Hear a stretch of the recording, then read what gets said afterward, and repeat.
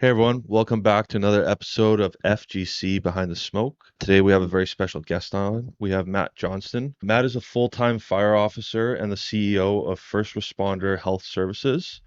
A trained mental health clinician, Matt co-founded the Occupational Awareness Training Program in 2017 following a cluster of suicides within the fire service. The OAT program focuses on upstream mental health training for frontline workers and currently supports more than 10,000 participants across British Columbia.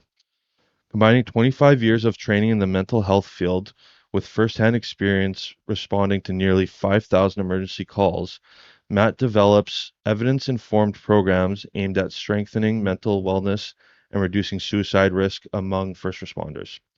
Since founding FRH, the organization's education platform have delivered mental health training to over 100,000 users across Canada. Wow, 100,000 users? Yeah. Holy smokes, man. That's huge.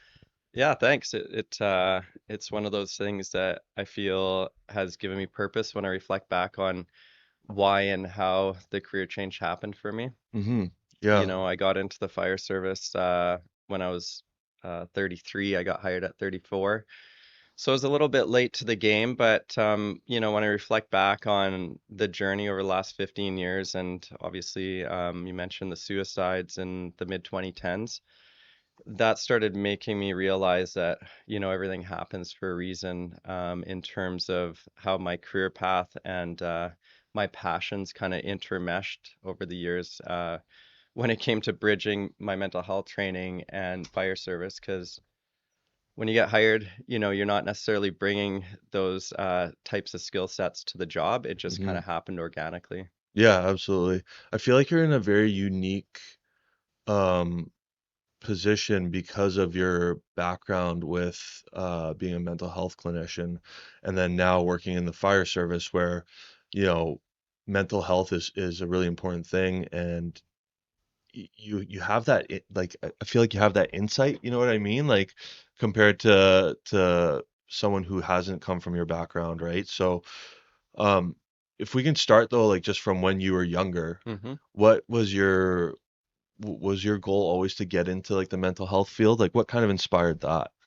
Well, it's interesting. I mean, we're sitting right at the base of Burnaby Mountain here. I went to SFU in 1996, and now it's 30 years later that I, started my degree in psychology. So time flies. Basically, the long story short of it is I ran varsity track and field. I ran on the Canadian national team, and basically, as long as I could get my university paid for, I just kept in school. And I just found like the student lifestyle meshed well with my athletic performance and running.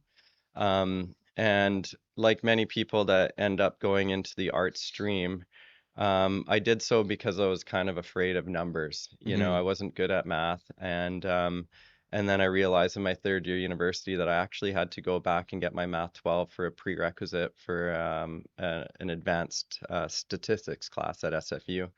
So, anyways, long story short, I ended up getting my degree in psychology, ran on the national team, and at the time when you're a federally carded athlete, they paid for your tuition as well. So I ended up, getting a master's in counseling psych quite early on in my life, like at 25 years old, Oh wow. and ended up doing private practice, and that's when I started missing the team-based atmosphere that I had through running.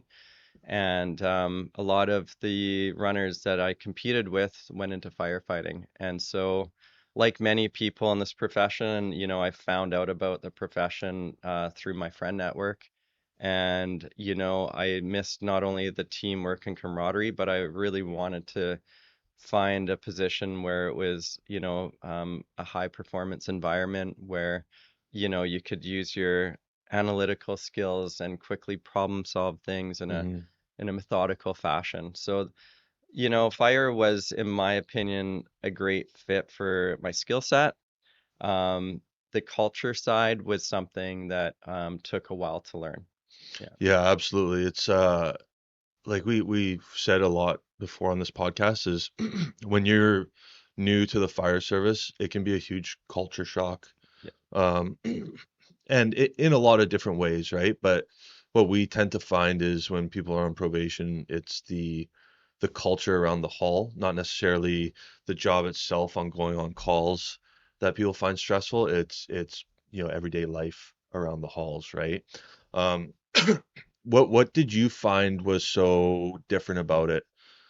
Well, I think when I look back, in, the early 2010s when I got on, I think there was a bit of a stigma, if I'm being completely honest, with my Hmm. background. The idea that I was a mental health professional, a lot of people use the term shrink, confuse it with psychiatry, confuse it with psychoanalysis, and you know, at the end of the day, I was essentially like a youth worker that worked individually with kids. Like Hmm. to me, there wasn't a lot of mystery or rocket science behind the work I did.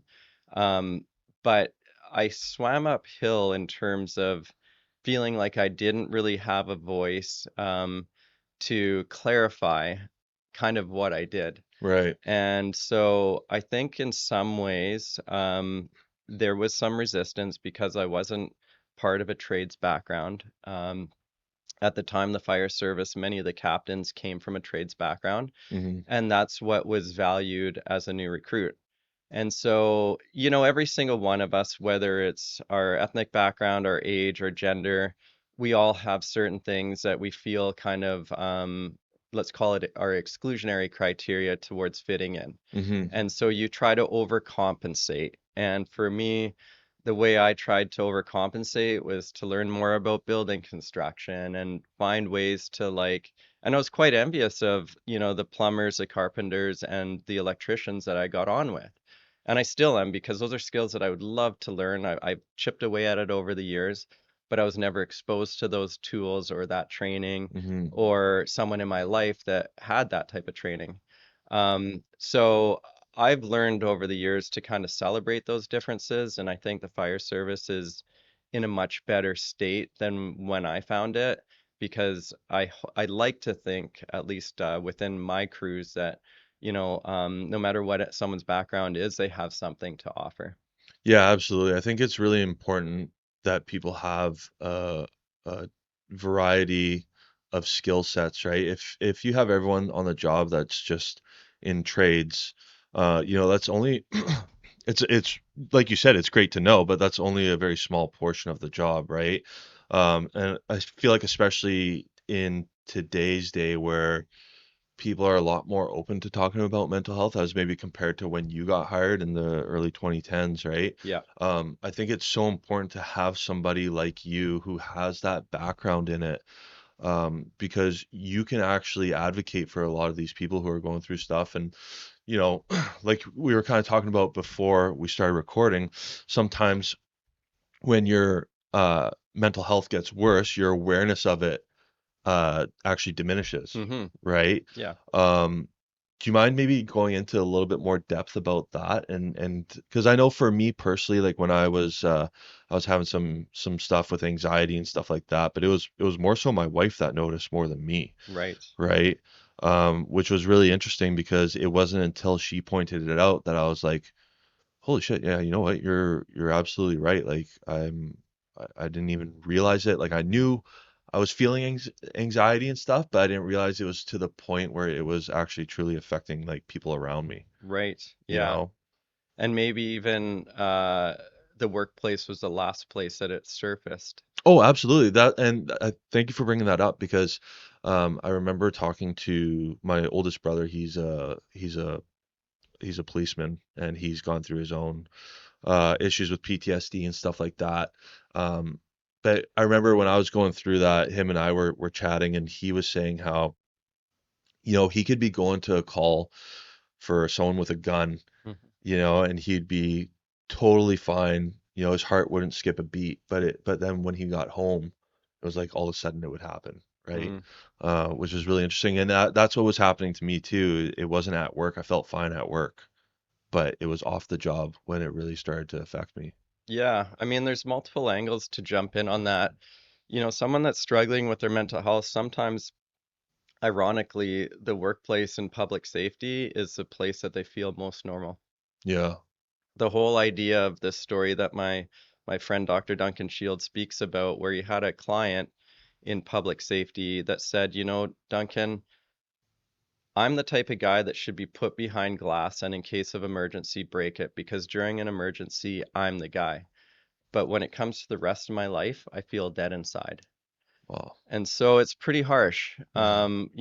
But what my point is that in public safety, policing, fire, paramedics, go down the list, functioning in the red, let's call it, where we function over feeling, we move any emotional reactions to the back because we know how to behaviorally engage in tasks that people are running away from, have a huge consequence on our lived experience of mental health um, in and beyond the workplace. And so when I mentioned that, the workplace is usually where, your mental health kind of crisis Hmm. surfaces last, what I mean by that is by the time someone takes days or sets off due to mental health, it's often something where their spouses or someone within their home environment have had issues with them for years leading up to that crisis. Right.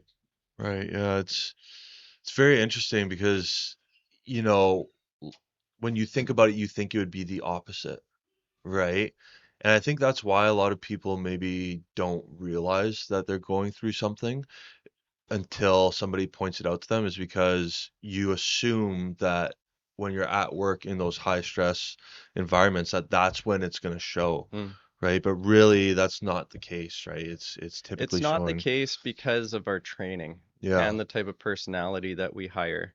If you think about the way that we not only go through the training process, any sorts of vulnerability is an exclusionary criteria to getting hired.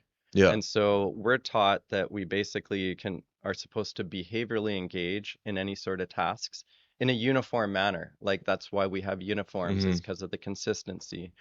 And my point is that emotional health and our personal backgrounds and our biological sensitivities to sound, to light, what have you, are all as unique as a fingerprint. Hmm. So the fire service has found a way to make it seem like we can create this uniform behavioral response without having any sort of emotional reaction outside of what they consider would be the norm. Right. And so the advantage of being able to function in a high stressful environment is that you can get the jobs done. The disadvantage is how do you experience highs and lows within your personal life? A lot of first responders that struggle kind of flatline in states that are basically based around irritability and anger, or which is the high anxiety response, which is hypervigilance, Hmm. or they go to the other side of it, which is complete detachment, where nothing bothers them, whether it's a traumatic experience or something that should shake them to the core. They become hypovigilant, which is really consistent with depression. Right. So the task we need to have for the profession is how can we behaviorally engage in really challenging things and then recover, emotionally decontaminate from that process before we enter our home life, Hmm. so that work and that mentality of that paramilitary environment doesn't infiltrate the way we deal with our spouse or our children or any other people in our personal lives. Yeah, for sure. I find me personally, um, I'm very hyper vigilant when I'm off the job. Mm, Like even yesterday, my wife and I have a 7-month-old son, took him for a walk and he's in his stroller and like I'm constantly just scanning everything, right. right? Um, and, definitely this has been something that has really happened to me after getting on the job because before it's, these are things I would have never thought of. I would have never thought of a car potentially, coming onto the sidewalk and hitting us but I find that no matter where I am, no matter where I'm going, I'm constantly um, almost looking for an escape route or a plan B, or if this happens, how are we going to react? Or if I come across, say a really bad MVI or a medical emergency, what am I going to do? And I've talked to a lot of other friends of mine who are first responders in all different careers, right? Like even policing and paramedicine, but it seems to be a very common thing, at least in my friend group. Um, and then you also talk about that hypo vigilant, right? Mm-hmm. Where so you're essentially saying that like a traumatic event that should for most people cause not cause but kind of get some sort of a reaction from Mm-hmm. uh these people aren't necessarily feeling anything towards that. Is that correct? Yeah, and I would say in general, not all the time, but typically that hypovigilance response is a result of essentially the hypervigilance wearing out your body over the Mm, years and interesting. even over the decades. Right. So for instance, I would say like the at-risk group is more of the senior firefighter, senior officer, fire administrator that's been in the service for more than 20 years. Mm-hmm. It's and there's science behind this. So if we just kind of just a thumbnail sketch of what happens is we have this HPA axis, this hypothalamic pituitary adrenal axis. And basically what happens is that when we have these hypervigilant responses over time, our baseline cortisol and adrenaline end up spiking. And the idea is that hopefully your body metabolizes those stress hormones, but your body doesn't come down right away from a hormonal response. I hear it's about 90 minutes Oh wow. depending on the level of, call it stimulus in the environment. So that's why it's so important to do cardiovascular activity and self-care because you want to get these stress hormones going, metabolized, and move on. Mm-hmm. You know, there's a reason why roller coasters are 4 minutes, right? Yeah. It's because if you sustain it, something that's exciting and exhilarating becomes exhausting and terrifying. Mm-hmm. So my point is that for first responders that don't take care and don't have awareness of these hypervigilant responses, is that HPA access basically wears itself out.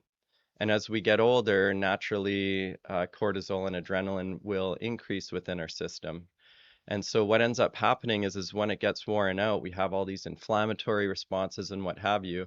But at the end of the day, cortisol can essentially act like bleach on your ability to learn, like your hippocampus. It Mm-hmm. shrinks, and you feel like you're shell of your former self, where you can go to anything in life that is troubling or traumatic, and ironically feel that's your norm, and then you go on a holiday and you feel completely disconnected from your family and you're wondering why, you have no emotional response to your daughter's graduation. Mm-hmm. So, like, we've got to be aware of this right at the early stages of our career.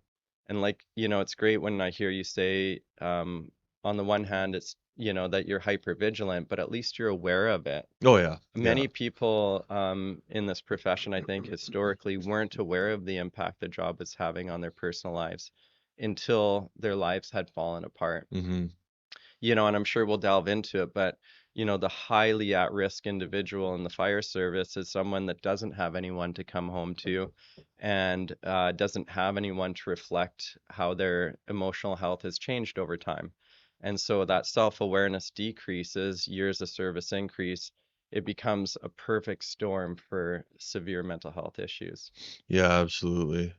Do you think that some form of being able to just be self-aware is like kind of the first step in being able to at least, recognize that things are changing? Because like I said, like when I was dealing with my anxiety issues, it was really like I knew I was having anxiety problems, but I didn't really, I think part of me didn't want to admit it. Um, but it was really my wife who was like, "Hey, this is what's going on," kind of thing, right? And it was really after that that I was like, okay, I need to be more self-aware and I need to really look into this more. And, I spoke to, Brandon, Oh yeah, who's a great great guy, guy. Brandon Curry. Yeah, he's such an awesome guy. But I spoke to him and he had a lot of resources for me. And um, you know, one thing that I found really helped me through that kind of stuff was just like really vigorous exercise, Nice. right? Yeah. Now that being said, that's something that works for me doesn't necessarily mean it, everyone's different, right? Hmm. But for those people who say don't necessarily have someone at home that they can, uh, that's somebody that can maybe point these things out to them. How do people become more self-aware? Yeah, especially if they've grown up in the fire service Hmm. and now they're, pushing 50 or in their 50s. Let's take, for example, the hockey player, the rugby player that, is struggling with a hip issue or a knee issue and either got it replaced or what have you, but doesn't have the ability to really engage in the sport that they used to and that they love. Hmm. What we have to do in the fire service is recognize, okay, where am I at in my life in terms of my mobility and what would be healthy for me? And I think one of the most challenging things in the fire service is if you're hired young and you're used to being a core person in the hockey community or the rugby community, and now you're in your 50s. I think it's very incumbent on that individual to try new things that's outside of the realm of the fire service, to Hmm. be around people within your age group that have no idea what it's like to be in the fire service and to realign your peer groups in a way that allows you to start transitioning your identity beyond the fire service in a healthy way that isn't just directly related to people that work the same shift pattern as you. Hmm. So whether that's, yoga, I heard someone talking about going to Pilates yesterday, a young guy. I'd never heard that before. So, the winds are changing within the fire service on self-care, even at a very young age, which I really look forward to the last 10 years of my career where I see young people open to these things. And then like hiking groups, Toastmasters, like stuff that gets the brain stimulated in a way that, operational guidelines hasn't affected the way that your black and white thinking Hmm. on the world has really dominated your mindset for decades, right? Yeah. So I'm really speaking to the age group that like I'm moving into as someone in my late 40s. Those are the highest risk groups in the fire service. And those are the people that tend to be in high ranking positions within the fire service, but ironically, they're the ones that need to be hearing this message the most. We're in an era now where identity and profession aren't as nearly as intermixed as it Hmm. used to be. Absolutely. Yeah. And I think we've got to take advantage of that. And my age group can learn a lot from how the younger demographic in the fire service is approaching the career. Not in every way, but in some ways. Absolutely. Yeah. I think you're absolutely right about that. Like, I often say to like my friends and stuff that, this is the best job in the world. It really is, and I love it. Um, but it's a job. Yeah, I don't firefighting is what I do. It's not who I am, yeah, and I think my age group and my seniority level in the fire service, people that are the same kind of seniority as me, I think they all kind of feel the same way. So like you said, like maybe this younger generation that's coming through, like they seem to be doing a lot of a better job of understanding that they have a life outside of the fire service and not everything has to be fire related, as opposed to say, some of the I don't want to say older guys, but like some of the guys who have been on the job for quite a bit longer, yeah. right? And if you're in your 50s and you've been in the fire service for 30 years, there's no denying it. You grew up in the fire service. Yeah, I mean, we know if someone listening to this podcast is in their 50s and they think back to when they were hired in their early 20s, they were still a kid.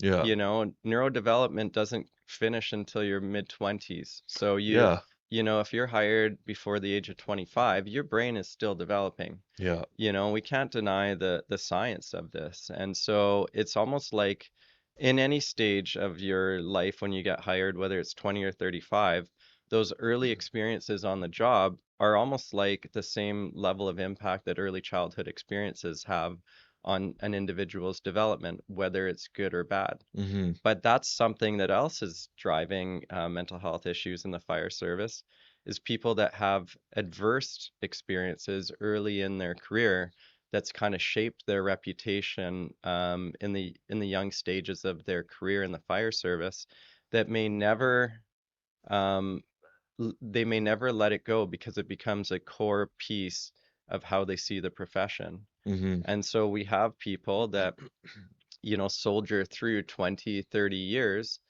and they're just waiting for that pension to kick in because they've had such a difficult time in the fire service. Yeah. And it may be for issues completely beyond their control. It could be generational, like the suicides that I went through in the 2015s have had a major impact on the way that I see the profession. Hmm. And there's no doubt whether someone admits it or not, anyone that went through that era in the 2010s has been impacted by either those deaths by personal relationship or being at the service and seeing the impact those deaths have had on family. And then you pile it all together with your personal life issues, department stressors, and then the calls you go to.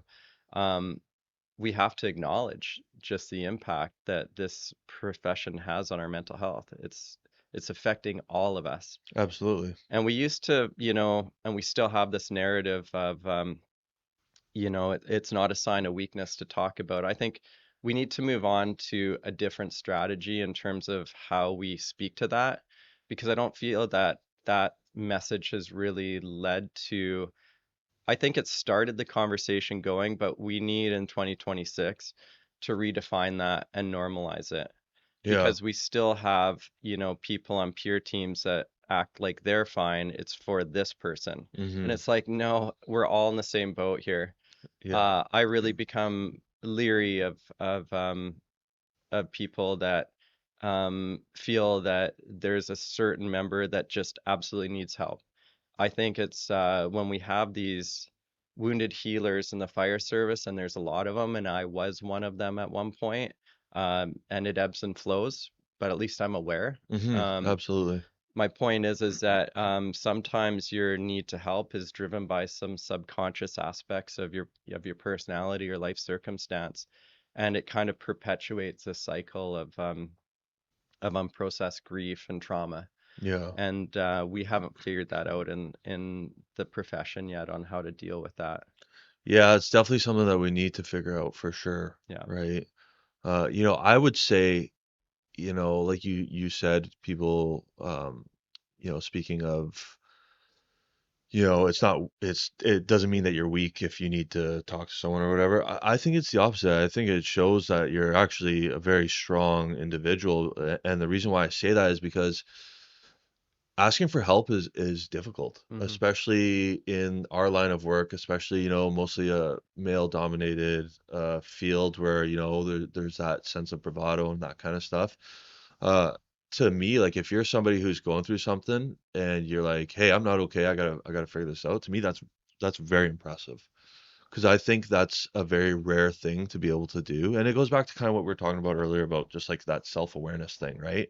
Like if you have that self-awareness that you're like, no, I'm not okay, like I gotta deal with this, that to me is strength, Absolutely. Yeah. and I think we need to get away from even just saying, oh, it's not weak to talk about it. We need to start saying it's strength, Yeah. right? It shows how strong you are to be able to put yourself in a vulnerable situation where you feel that you need to talk to someone. Yeah, and when I think of any fire department that's looking to hire, what's one of the words that consistently comes up is the term innovative. Hmm. And along innovative, I think of a high performance environment. And really, when it comes to mental health and reaching out for mental health services, not necessarily like a cry for help, but Hmm. it adds to optimal performance, high performance, and innovation. Hmm. And I can tell you, like, even within the leadership ranks, there still hasn't been that connection made Yeah. because the leaders, whether it's the union executives or the administrative staff, have to toe the line in these narratives. And that's when it will trickle down and Hmm. be permission giving for every other rank of seniority within an organization.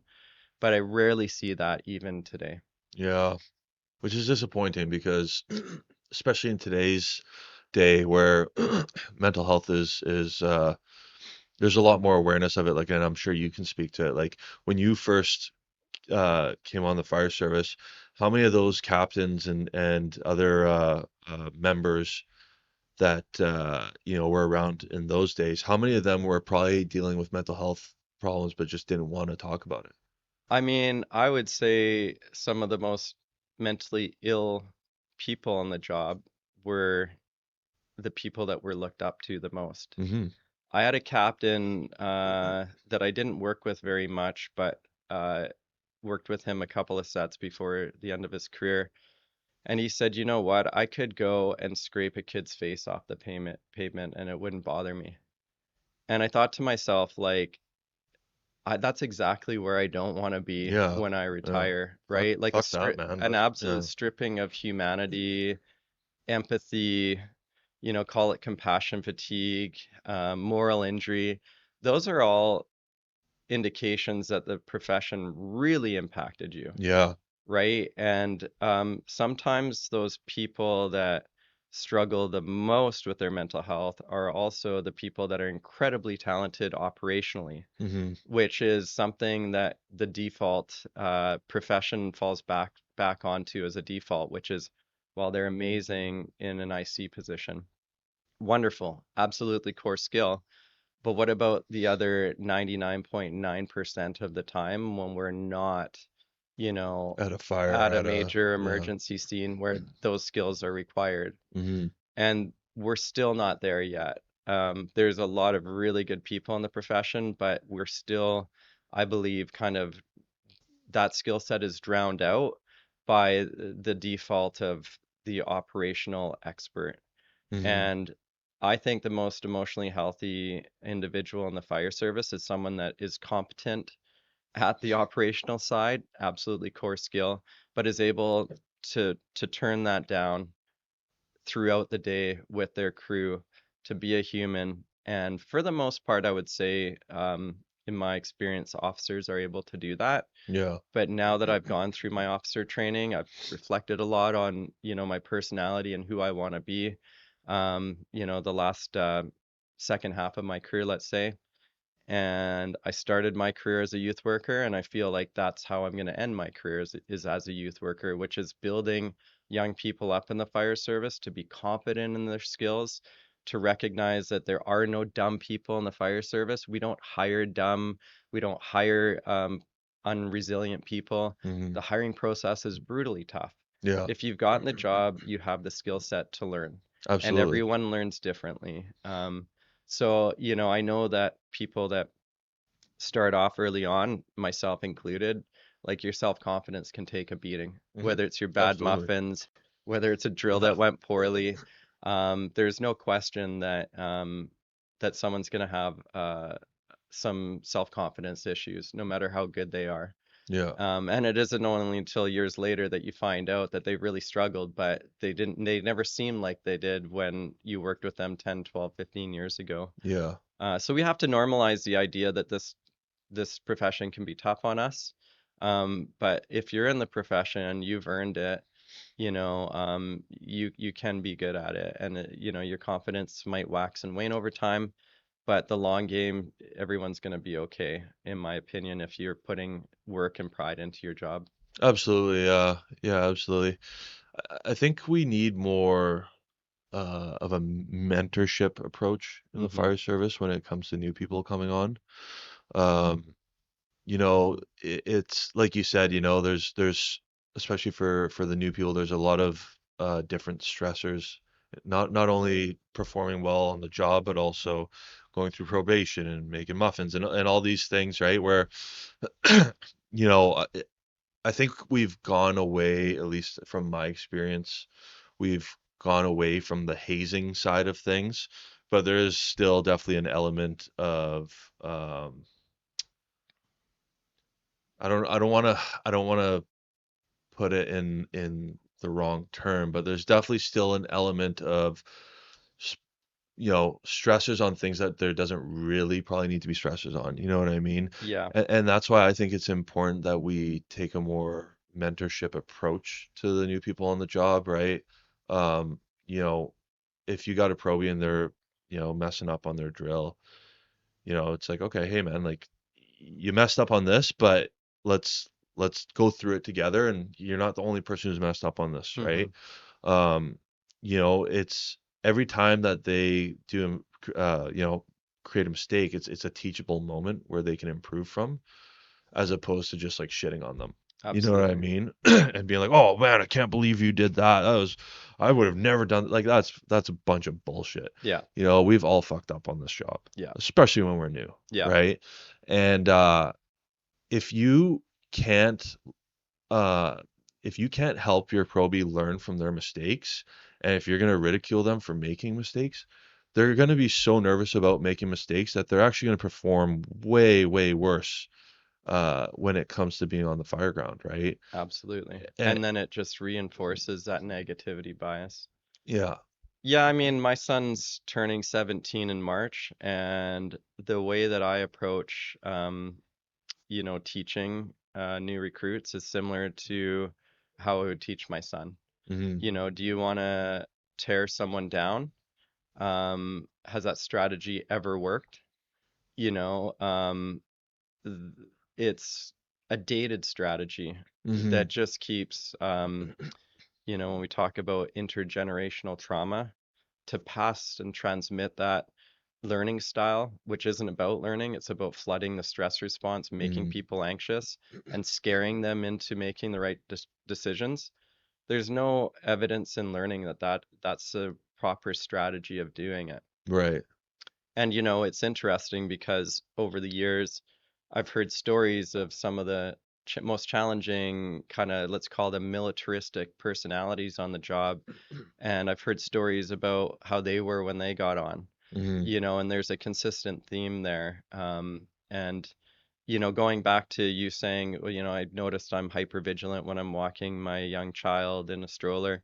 Um, the self-awareness is what allows us to stay healthy because we recognize an issue. Hmm. But if we don't recognize it, if we can't name it, we can't tame it, kind of thing. Yeah. And so a lot of the militaristic values that essentially have entered a municipal workplace, which is what we are, municipal workers, are strategies that don't foster, um, in my opinion, competence, and optimal performance, which I was quite surprised by, getting into this profession because I thought that's what it was all about. Hmm.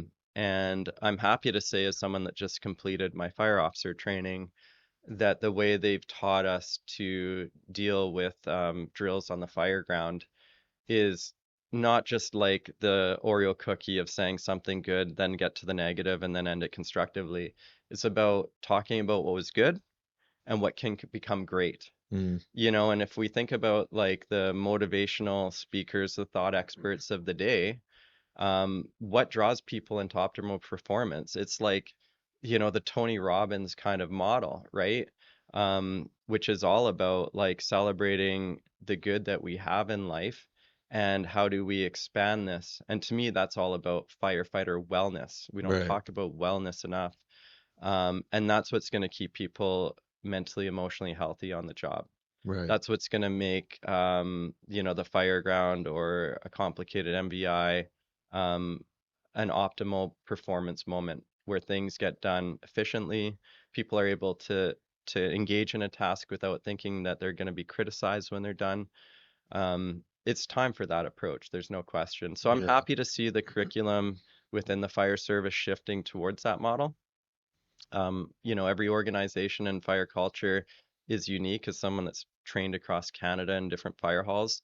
What my view is might not resonate in other departments because they might be in a completely different, organizational value system. Right. So we have to be careful not to overgeneralize too. Yeah, absolutely. But yeah, I'm amazed at how different fire culture is across the Fraser River and bordering cities, it changes depending on lots of factors. Really interesting. Yeah, because like I always assume that the fire culture is pretty similar everywhere you go, right? But I guess yeah, like just different departments have different traditions and different cultures and different ways of training and stuff, right? Similar personalities, I would say. Like you Yeah. kind of, when you go into a different fire hall in a different city, you can almost like think of someone you work with that is Yeah. just like that person. Well, I think this job draws a certain person, Yeah, this job is appealing to a certain personality type, I think that's why there's so many people on the job that are so similar. Yeah.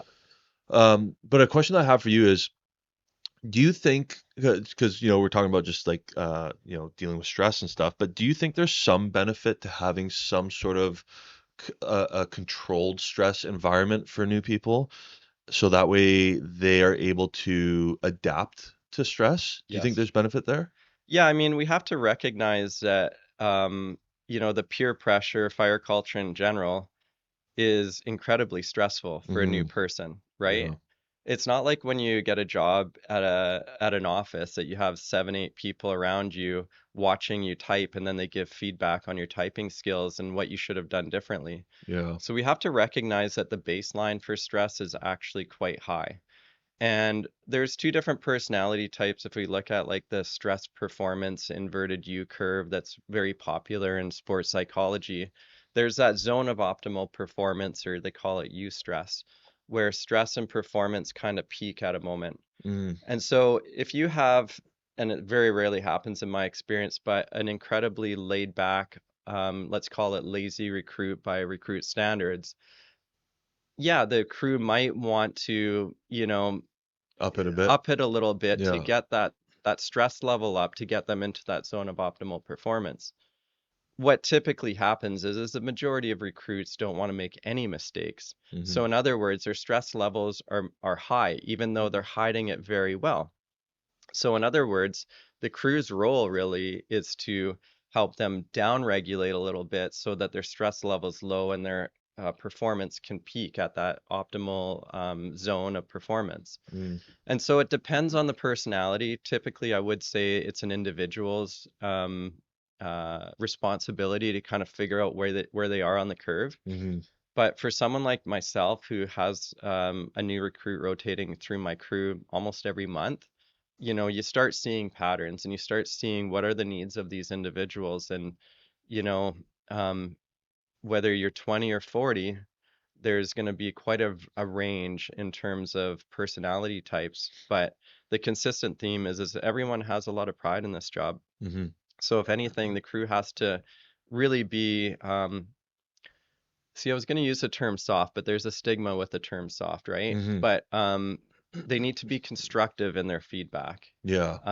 because there's no bigger biased individual about how someone's doing than them themselves. Right. There's nothing you can say to many of these new recruits that would be worse than what they're telling themselves. Right. You know it when you hear feedback about how their drill went, and they're like, "Ooh, yeah, I should have said that RBS, or I should have done that RBS earlier." And it's like, okay, let me think. Like, I didn't really notice that being an issue, and then it's like, Totally. Yeah. okay, all right, yeah, I mean, I had my little thing here, but for you, that was your big thing. Right. So people are looking at things like drills from a different perspective. And if anything, like keeping feedback really constructive, supportive, the idea that any advancements in the fire service was built on mistakes happening. Exactly. That's Yeah. how learning happens, is through mistakes. I'm hoping that that's the next era in the fire service, is that we are more tolerant of making mistakes or questionable choices in training, where it gives us an opportunity to learn from that, Mm-hmm. so that when we're out in the real world of engaging in an emergency situation, that we tidy those things up. Absolutely. Yeah. I mean, like I said earlier, I think the best way to learn really is like, at least for me, is from mistakes that I've made in the past, right? Hmm. And understanding that, okay, this is kind of a weak point for me. I need to improve on that. And then also being able to, when I have probationers come through our crew, being able to tell them and teach them, through me learning from my mistakes and telling Hmm. them that too, Yeah, right? And I think that's another thing that we need to be honest about too, is um, telling our probationers that, like, hey, like, we mess up too, yeah. right? It's what Normalize it. yeah, Yeah. to me, it's what you do when you mess up. It's what Hmm. you do when you make a mistake. Do you learn from it? Do you recognize it and you go, okay, you know what? I did this. I'm gonna learn from this. I'm gonna try not to let this happen again, kind of Yeah. thing. to me, that's what really makes someone a good probationer in a lot of ways. And a good firefighter. Just I think Yeah. just a good human in And a good general, human. Yeah. right? You can carry that over into your personal life too, Yeah. you know? Yeah, absolutely. I mean, that it's an interesting timing that you mentioned that, because I had two members on the back of my truck that were getting ready to go through their emergency vehicle operating training. And I always take a very humble approach to helping these people, and it usually starts with, I'm not an EVO instructor. Mhm. So this is going to be like when, my mom taught me how to drive, Yeah. Yeah, you yeah. know? So I'm going to tell you some streetwise stuff because you're going to be filled with the technical details, Mhm. and so here's some of the mistakes that I've made over the last 10 years driving that I want to share with you so that you're in a better situation. Yeah. This didn't happen to me, but let's say that you get a handoff that the truck's leaking oil, and you're on a crew where they work out right in the beginning of the shift. But the mechanic calls at 7:45 and says, "Hey, I heard the truck's leaking oil. When you tilted the cab, what did you see?" Mhm. Right? And it's like, "Well, I just got off the treadmill." Yeah. Right? Yeah. So my point is these little nuances that that's my legacy, is to try and talk about the why we do things the way we do Mhm. things. And this generation can't get away with what previous generations did. There's video footage of Oh, everything now, absolutely, right? yeah. And so, having a humble approach. And yesterday, I had one of these EVO guys that I'd never worked with before text me and say, "Hey Matt, like, thanks so much for taking the time to go through the truck." I didn't think I really did anything Mhm. other than give them my time, but I could tell by his response that he hadn't heard it from that angle before. And my response by text is, "Hey, yeah, if you have any questions, I probably don't know the answer. Ha ha ha," Yeah. right? And it's because I want to give permission to the idea that, like, this is how learning happens. It shouldn't be a stressful experience.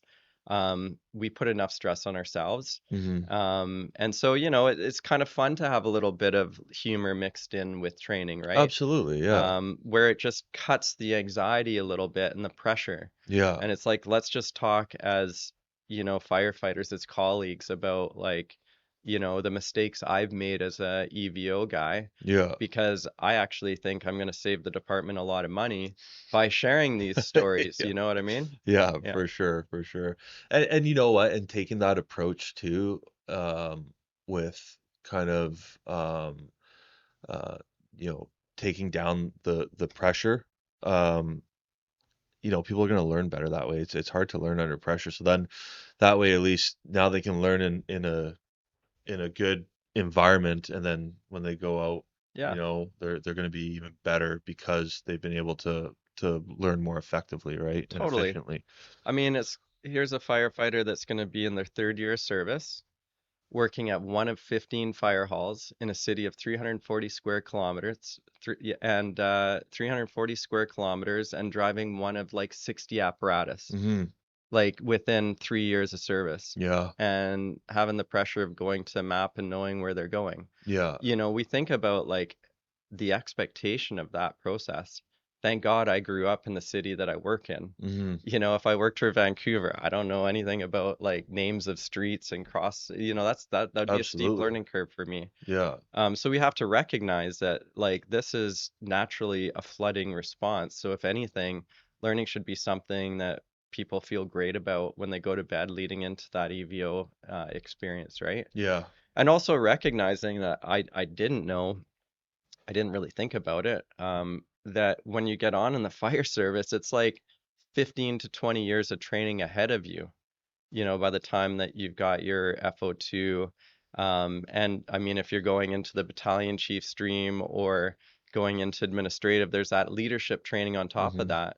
So, like, there is benchmarks throughout every, call it, 5 years of your career, pretty much all the way through your career. Absolutely. Yeah. Um, so it applies to everyone in the fire service, not just junior members. Yeah. Well, that's kind of one of the things I think is really cool about this job too, is that there's always new stuff to learn, Hmm. right? There's always, even like, even if you're, a 1 year guy, who you're not doing EVO or anything like that, but there's still like so much cool stuff out there when it comes to fire science, and it's constantly evolving, and it's just a career where, I had my brother on here.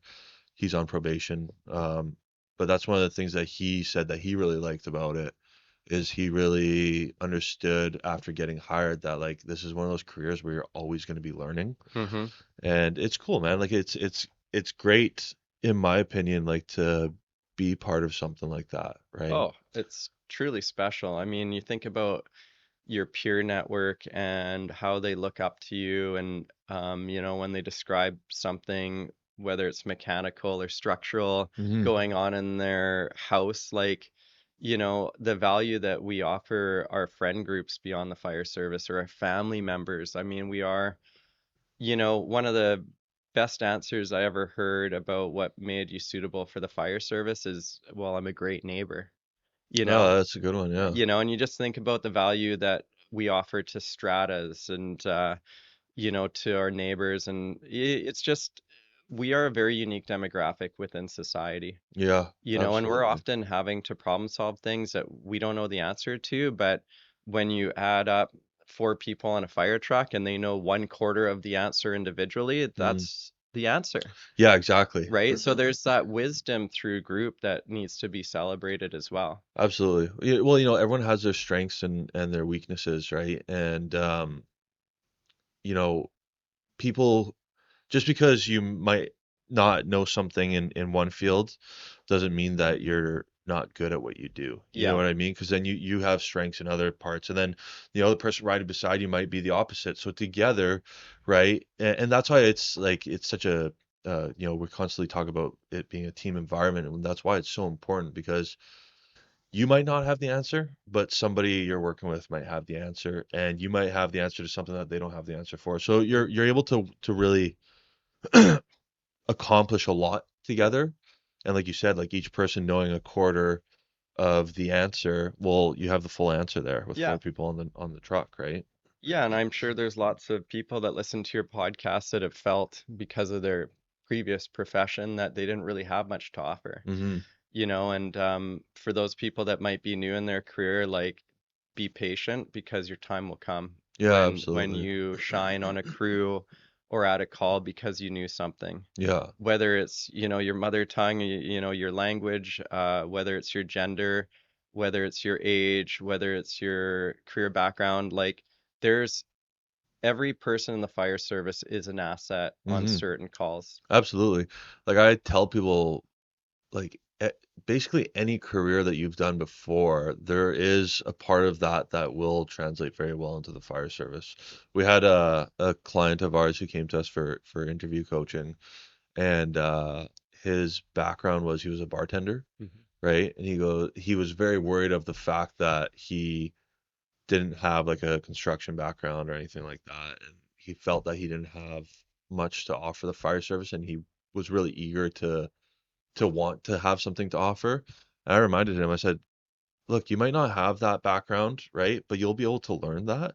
But what you do have is you have the ability to talk to people. Yeah, customer service. Customer service, like our job is a very customer service based job, 100%. right? Majority of the calls that we're going to are medical calls, and you know what? You got to be able to have good bedside manner and a compassionate approach to Good people. control to your emotions. Exactly, right? Think So about dealing with a difficult customer as a bartender. It yeah, happens every day. yeah, Probably an expert at dealing with difficult people, yeah, de-escalate, right? de-escalation Like, and that kind of what stuff. are chiefs most worried about in our job?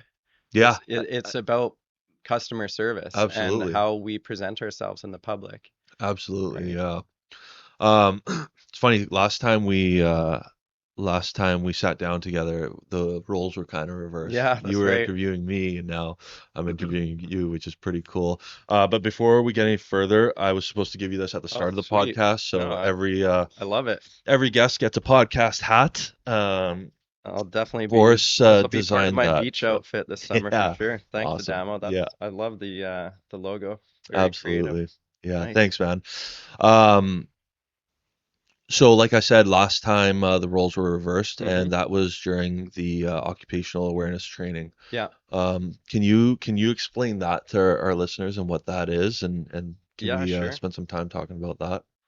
Yeah, so I've always been a fan of mental health training in the fire service, but I've been acutely aware of the wellness fatigue that can happen. Mm-hmm. Um, you know, I've sat through those BC Hydro videos of online learning before, and I know that for me personally, when I'm on duty, retaining information is the square root of what I can when I'm thinking about something Mm-hmm. without the fire culture around me. So, um, we wanted to create a mental health training program that was palpable to the most resistant members in the fire service. Mm-hmm. And we also wanted we recognized that trying to do this in person was going to be impossible.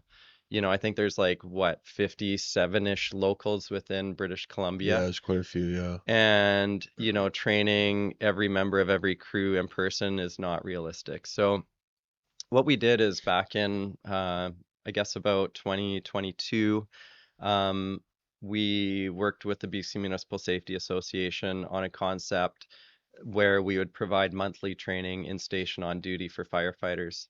They could also log into this education platform off duty and watch it with their spouses or even their teenage kids. Mm-hmm.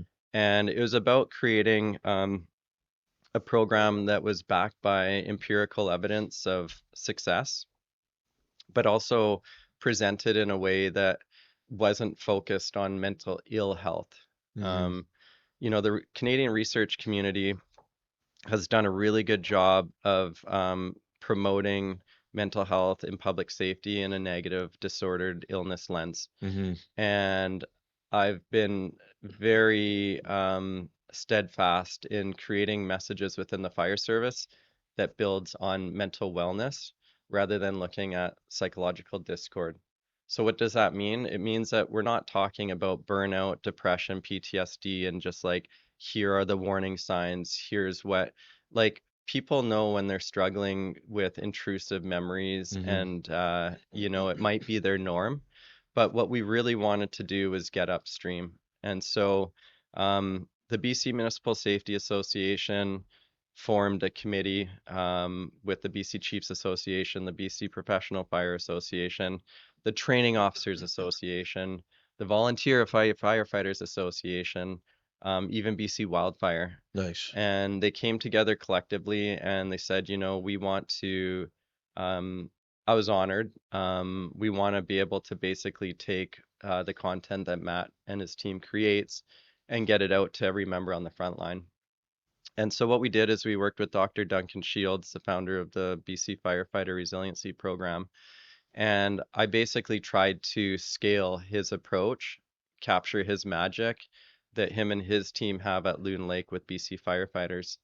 And I still say that even though we're officially done the series, his work is incredibly like under recognized Mm-hmm. and really underappreciated. And why I say that is because the program in Maple Ridge that we scaled to bring it into the fire halls is recognized as one of 8 programs by Movember internationally as having statistically significant reductions in symptoms of PTSD, anxiety, depression. And that data has been built from BC firefighters. I'm Wow. thinking around 400 BC firefighters have now gone to Loon Lake over the last 7 or 8 years. Yeah. So there's been a lot of really key drivers to making that a success. But the program that we built, there's nothing out there like it. I scoured internationally different initiatives. And you're right, we have over 10,000 enrollments. I think the legacy of it is that people are going to be able to log in, and this mental health training and the messaging is going to stand the test of time, Mm-hmm. in that people 20 years from now will be able to relate to what Duncan's speaking about. Because while, the culture might shift, the brain's not going to change structurally. Yeah, It's absolutely. not going to magically evolve to be able to deal with life stressors any better than, what we're currently dealing with. So, yeah, it's a 3-year process. It took a lot of collaboration. There's a lot to weed through in terms of different organizations that have maybe different priorities. Um, but I've traveled teaching across the country the last 7 or 8 years, and the training's really resonated with certain members, and I'm happy. I hope that, you know, um, it's been valued to some members and maybe even saved people's lives by getting connected to other resources. Absolutely. I think it's there's tons of value in it. What you guys are doing with that is huge. I didn't realize that it's stuff that's kind of taken from that Loon Lake program. So Hmm. that's awesome to hear because I know a few friends of mine who have gone to Loon Lake and said that it really helped them a lot. So that's really important. And you know what, man, like the fact that you guys are able to reach out to so many people now through this, I think you're absolutely right, man. I think you're gonna be helping, or if you have helped a lot of people, and you're gonna continue to help a lot of people that way, right? Yeah. Um, Now, is this something that you see potentially branching out to maybe even different countries at one point, or Well, it's branched out to different professions. Like, we adapted the training to what's called the Frontline Worker Series. So, a large percentage of municipal workers across BC have an adapted version of this content. And that's really because of the leadership of Mike Roberts at the BC Municipal Safety Association. They're driven by data, hmm and they know what the cost of a psychological injury claim is to WorkSafe and what it is to the employer.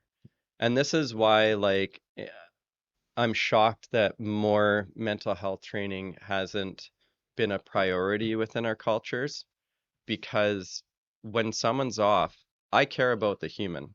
That's what I'm driven by. But I know that the employer is driven by the numbers as well. absolutely, And yeah, we know that a single psychological injury claim for a firefighter costs WorkSafe over $200,000. wow, And they say that it's up to 3-to-1 ratio for the employer, which means that it's costing the employer up to $700,000. Which means when you combine it, a psychological injury claim is costing up to $1 million on yeah, average for a single firefighter. yeah, Now, there were 5 claims in BC in 2015, and there were over 100 in 2023. So wow, we've seen a 20x increase since 2015 in the last 7-8 years. yeah, And so something's going on here. We can look at it in a positive way and say, well, because we've reduced the shame and stigma of taking a knee, that led to a dramatic increase. We could say that the presumptive legislation we got in 2018 in BC with mental health injuries was a major contributor. Um, but if we peel back the layers, like why is there such a disproportionate percentage of firefighters off on a psych injury claim? And I would argue that while their symptoms might be related to trauma exposure, a lot of it is organizational trauma. hmm And that's something that there's really not, in my experience, a lot of appetite in getting to the bottom of. But we have data on BC firefighters when it comes to their mental health, and I can say, quite matter of factly that the anxiety that we talked about earlier with the hypervigilance and stuff, that is the norm within firefighters. hmm That's not the exception. It's celebrated and reinforced to be hypervigilant, but there's no skills to be taught in how to downregulate. yeah, And so that's why we see a lot of psychological injuries hitting, being correlated with years of service because of the added layers of emergency calls, of sleep debt, of balancing these value systems in our life. It has a profound impact on us. absolutely, And if it's paired with things around like discipline within the organization or shame, humiliation, those are the things that drive suicide. hmm It's not PTSD, it's the shame and humiliation that people feel. And so that's why we need to be nice to each other. That's why we have to watch out about how we can talk to people in front of a group setting, because we may not have any awareness of how those words are interpreted or impacted by that person. And it can be like driving, a spike into a tree. The spike stays at the core of the tree as the tree grows around it, right? hmm So that's really what motivated me to build this occupational awareness training program. I'm curious to see like the evolution of mental health in the fire service, but I am proud to say like BC has led the way, I would say, within North America in terms of being so welcoming when it comes to what I would say is progressive evidence-based mental health training. Absolutely, yeah. Yeah, this is me just assuming, but I think it's probably a safe assumption to think that the reason why it went from 5 to, you said, 100, Hmm. right, is because of the stuff that you're doing and the stuff that other departments are doing, um, where that stigma is being reduced quite a bit, and just having that ability to be able to come forward and talk and that kind of stuff. Because I wonder if this stuff was around back when you first started, I wonder what those numbers would have been. Yeah, I bet you would have been pretty similar because it probably would have been okay to talk about this kind of stuff. But the problem is just the culture, I guess, back then was just to like push it down, ignore it. grin and bear it. But then, I'm sure if we were to look at stats, Yeah, right? Probably the divorce rates were much higher. The rates of alcoholism, alcoholism. Yeah, yeah, were much higher, right? Like yeah. when I came on, when you were interviewing me, I was talking about because my dad was a police officer, Hmm. right? And back in the day when you don't talk about Yeah, your mental health and stuff, right? And he struggled with alcoholism, right? yeah, Um, I've always wondered what if it was okay to be able to talk about this stuff, where, how would that have impacted him differently? yeah. Right? And not just him, but everyone around him, right?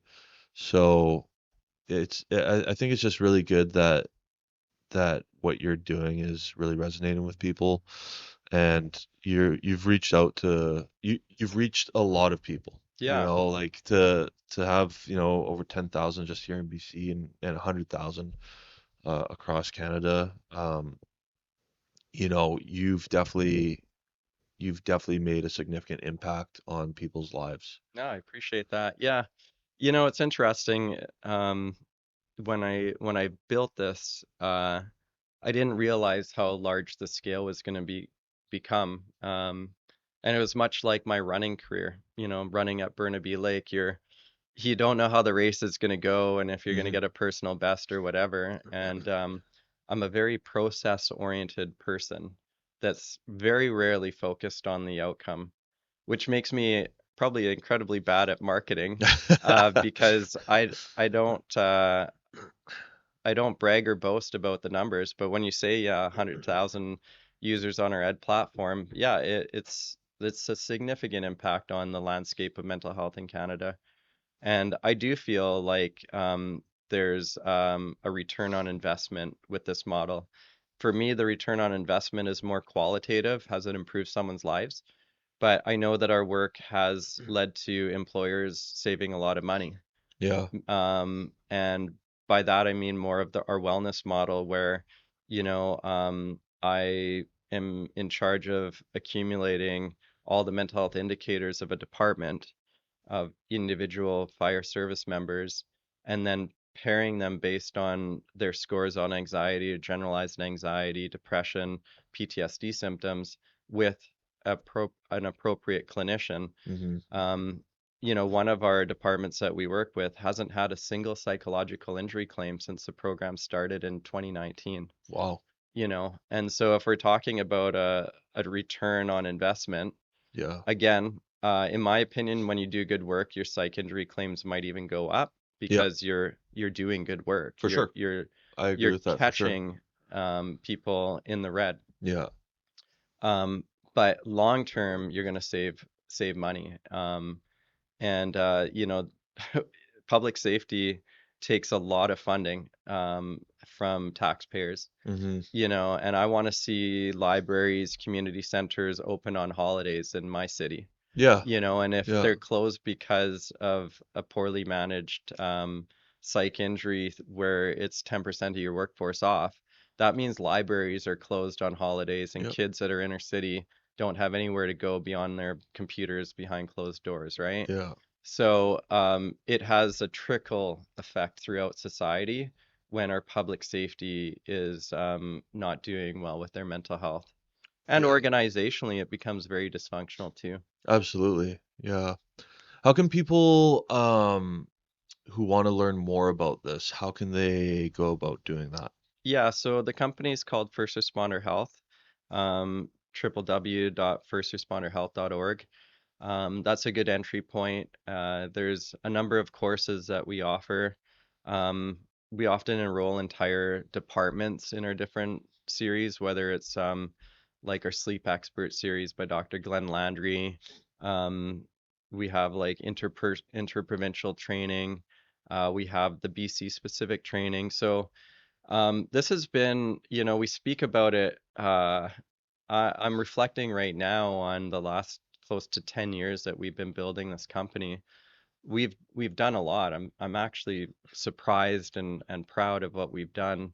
Um, we've trained over 500 mental health professionals and put them on a easy to find directory that isn't paywalled, that isn't logged in, there's no data mining.